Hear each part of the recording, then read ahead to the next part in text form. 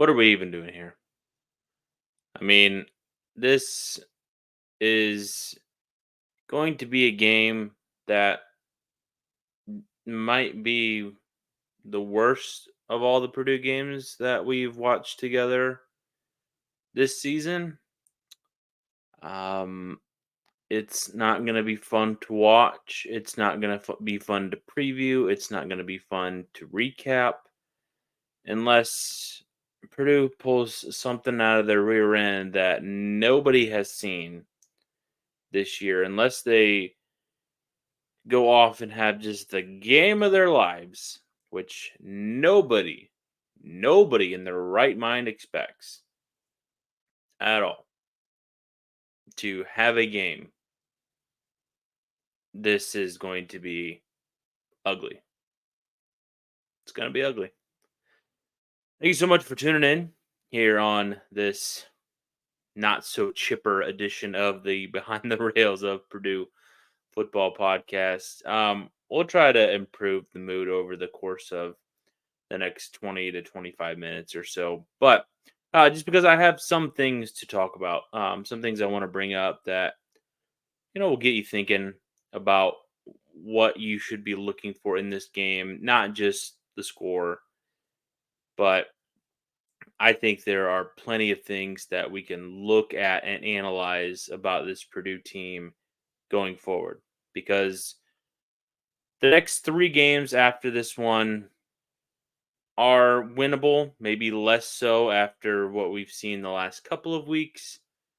But I think that there are better days for Purdue football ahead, and we'll see if some changes are made. I don't expect anything to happen over the next 4 weeks, but after the season is wrapped up, maybe we'll see some changes that a lot of people have been calling for.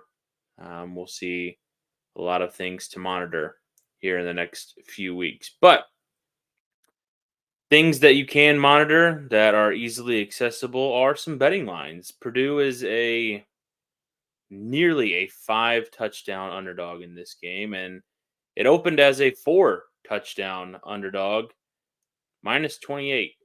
Michigan is going into this game on NBC at 7:30, and that line was started there at Bet Online. The last of the major pro sports leagues is off, and rolling college basketball is not too far behind. BetOnline remains your top spot for all your betting action and contests. The NFL, college football, UFC, and NHL are in full swing. BetOnline is your number one source for wagering news, odds, trends, and predictions. All the hoops, betting action, along with every sport available at your fingertips with both desktop and mobile access at any time. Head to BetOnline and remember to use our promo code BELIEVE, BLEAV, for your 50% off welcome bonus on your first deposit. BetOnline, where the game starts. So let's take a look at Michigan.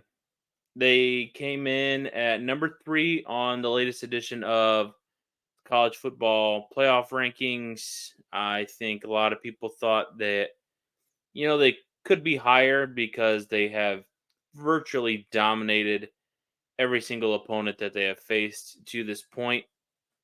And I think when you look at them in Ohio State has the better resume. They have two, top 25 wins. And that are significant, beating Notre Dame on the road and then beating Penn State, beating Wisconsin, different Wisconsin team that's kind of beat up, and but they've handled their business. Michigan has exceeded taking care of business. They've taken that notch to a whole new level, and it's been not so much fun viewing them or watching them because they just have handled everybody. I was watching football with a fellow Purdue fan who I've mentioned numerous amount of times here on this program, Kale, one of my best buds that we watch college football sometimes occasionally. Unless he's out at Ross Hayes Stadium, So we were watching the Michigan State game a couple of weeks ago, and we were flipping back and forth between that game and I believe Notre Dame was playing somebody at the time. We were flipping back and forth between that. No, it was the bye week. Both those teams, Notre Dame and Purdue, were on a bye. So it would have been some other big game that was happening in the night window. But every time we would flip back and flip to the Michigan game, it was a touchdown or Michigan had the ball. I don't remember watching Michigan State on offense at all because Michigan seemed to have the ball all the time. And that's what it's going to feel like this Saturday. It's another game for Michigan in prime time on NBC. So this crew that is going to be working, I believe it's Noah Eagle and who's his partner? Oh, Todd Blackledge. Yes. This crew has seen Michigan a time or two here recently. So and I like both those commentators. So at least I think the broadcast will sound fine to listen to. But this game will not be pretty for them to call. I expect them to get into story time pretty soon. The only way I think Purdue can keep this close is if it absolutely shuts down the running game, which I don't anticipate it doing. We've seen Cadron Jenkins, Nick Scorton have their way with opposing offensive lines, and they had their way with a beat up Nebraska line last week. But this offensive line that they're facing this week, it's one of the best, one of the best in the country, and it stinks that Purdue is going to be without the likes of OC Brothers. Musa is out as well. Don't expect them to come back this year. This Purdue team is beat up in a lot of areas. We've talked about that a couple of times.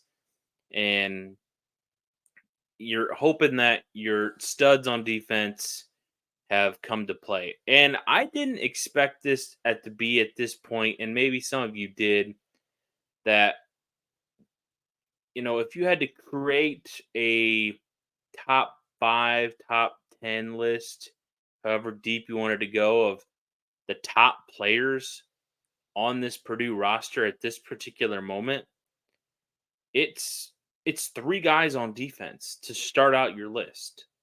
I don't think there's anybody on offense that would crack the top 3 behind Cadron Jenkins, Nick Scorton, and Dylan Thieneman. Name me an offensive player that you would put over those top 3 guys right now. Not a whole lot. I mean, it would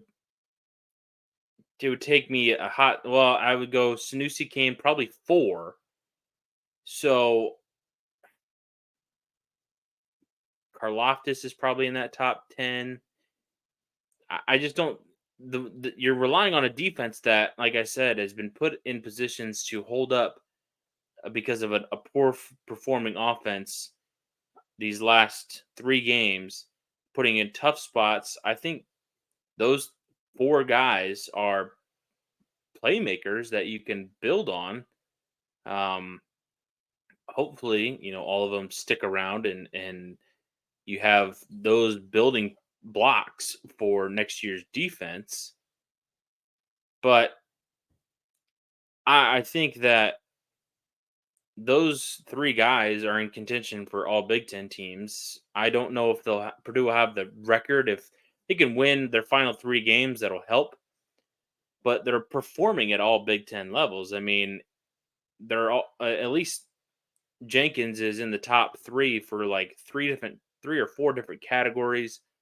Thieneman's going to make the all Big Ten freshman team, and I just think that these guys are performing at pretty high levels, and it's unfortunate that I don't anticipate them making a first team. Maybe a second team, maybe an honorable mention. I am forgetting at the moment how the teams are made up, but you're going to have to try and stop this rushing attack. Donovan Edwards, Blake Corum, and try to put some pressure on JJ McCarthy, but with his ability to use his legs and continue plays, I think is one of his biggest assets.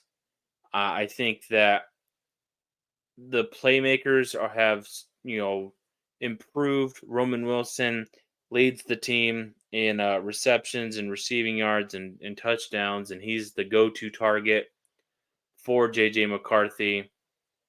And McCarthy has improved. He's in the Heisman conversation for sure, and he's going to have to. He can put himself firmly in that conversation and possibly earn himself an invitation to New York the next couple of weeks. I don't think he's going to have a Heisman moment in this game, but I think a couple of places had him as the odds on favorite to win it. He's going to have to perform very well against Penn State and Ohio State in the next 2 out of the 3 weeks after this weekend. So it's just I don't trust this Purdue offense to go down and even get to 20 points in this game. And I don't see the defense holding up enough to keep this team down below the 20-point mark either. Michigan has just absolutely been dominating teams, and Purdue's just not a good team overall. I think they have good pieces, but as a team, can't really put it together. Haven't been able to put it together for about a month. I mean, we were sitting here after the Iowa game, maybe, thinking that, okay, you faced a really good defense. You made some mistakes. You had a chance to win that game a couple of times late. Your defense played well on third down. And then you come out of the Nebraska game. You had a week off before that, and you just don't show up offensively. You look putrid, no rhythm, can't protect your quarterback, can't run the ball, don't even try to run the ball. And that's going to be something very difficult for this Purdue team to do as well. I mean, Michigan's defense is very good and was good the last couple of years and has only gotten better. They've only given up 4 touchdowns. 4. So half of their opponents have actually scored a touchdown. Yep. Yep. They allow less than 150 yards in the air. Red zone defense is one of the best if you can get down there. Teams are averaging less than 230 yards of offense. So if Purdue can get past that, I would be impressed. I think they were around that last week for the Nebraska game. Man, it's going to be a struggle because they have playmakers everywhere. Their secondary has been stellar for the last few years, it feels like. I don't necessarily know if they have that elite pass rusher that they've had, but they still, as a unit, can shut things down and not allow you to run the ball, or have a whole lot of time. And with this offense, the way it is right now, beat up, and your 2 tackles missing on the edge, it just doesn't spell very well for this team to have a whole lot of success on the offense. And the only one area I would maybe think that they can is trying to run the ball, trying to waste as much clock as they can, keep Michigan State's offense on the field. I mean, that's the simple way to do it and come up on third downs, keeping drives alive. But what confidence do you have in this team right now to actually go out there and do it? Because I don't. I mean, this team's going to have to try and break some big plays. And as we've seen, they tried last week going deep multiple times, more than they had in the previous few games, and just couldn't connect. Couldn't connect. Now, you connect on 1 or 2 of those this time around, it might be a different story. You maybe open up that defense a little bit And Michigan has given up a couple of those big plays early on in the games. I think against Rutgers they were down, against Indiana they were down early on, but then once the floodgates open, then it's on. You are not scoring. Michigan is just going to score all the points. And say what you will, about the you know Connor Stallion stuff and the cheating scandal and the sign stealing scandal that's been going on. That's going to be, I think, a topic of conversation on the broadcast. So if you want more of that, if you haven't gotten that enough in your life in the last 2 weeks, 3 weeks, I think there's going to be some of that. There'll probably be some in the pregame leading up, but I don't anticipate. I don't think that would have made much of a difference, regardless. Even if you know, just the way the teams are constructed at the moment and how beat up Purdue is and how dominant Michigan has been, I think it's more than likely going to just be a topic on the broadcast for a couple of minutes and we'll be out of there in no time. Hopefully, I'm recording this podcast by 11 o'clock at the latest, hopefully earlier. I might petition for a running clock because that's how ugly it is going to be, I believe, in this game. I don't see a path. And weird things can happen in college football. We had, I think, Virginia was a 4 touchdown underdog at North Carolina when they beat the Tar Heels a couple of weeks ago.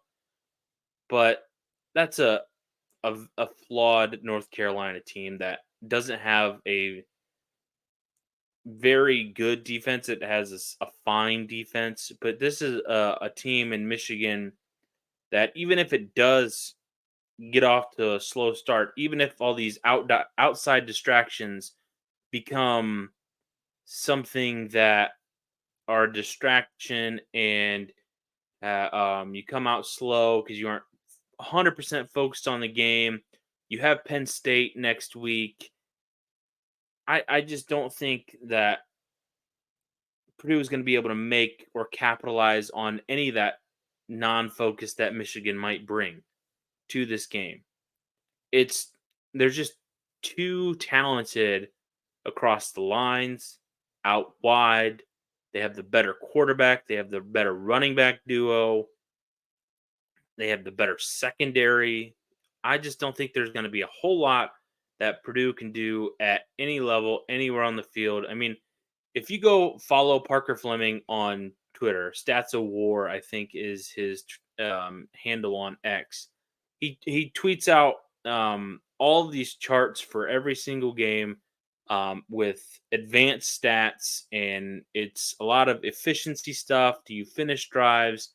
How are you on first down? How are you on second and third down, and all that percentage of stuff I love to look over and read. And I went to the Purdue and Michigan game. I think I've retweeted out a couple of the games that are close. I think the Illinois game was a 50-50 game, pretty much right on the nose, a 50-50 percentage wise, but it definitely didn't end out playing like that.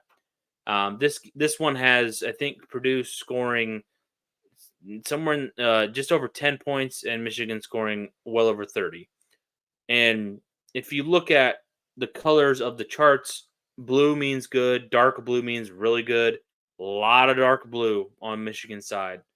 And then kind of in the middle is white, and then for average, or if you're below average, then you're like a light red. If you're way down at the bottom, you're a dark red. And Purdue's got some dark red on their stuff, but Purdue is just not a team that I think can capitalize on any of the distractions that Michigan might have. I think Michigan is just too talented everywhere.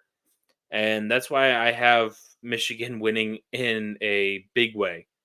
I think they top 50 points. I think Purdue is held under 10 for the longest time in this game. They might score a field goal or a touchdown late in the game to reach double digit points, but I think it's just going to be a long day for Purdue and Purdue fans.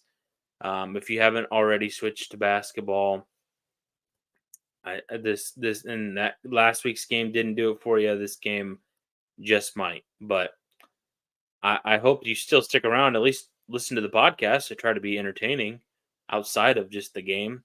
But it's just been a slog. And hopefully we get some more competitive games coming up. But this one, I don't see it being very competitive right from the jump. Michigan 51, Purdue 13. So that's pretty much all I have for it.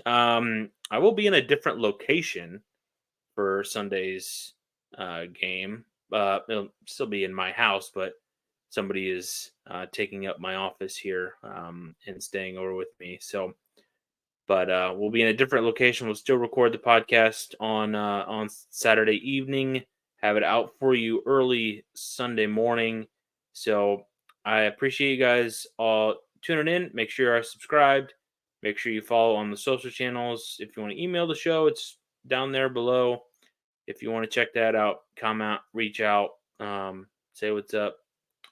So until Sunday morning, hopefully Purdue sticks around long enough for you to watch bits and pieces of that game, and we can talk about. If not, I'll be there watching the whole darn thing and recapping it for you guys on Sunday. So until then, I've been your host, Brice Vance. This has been Behind the Rails of Purdue Football on the Believe Network, presented by Bet Online. I'll see you guys on Sunday.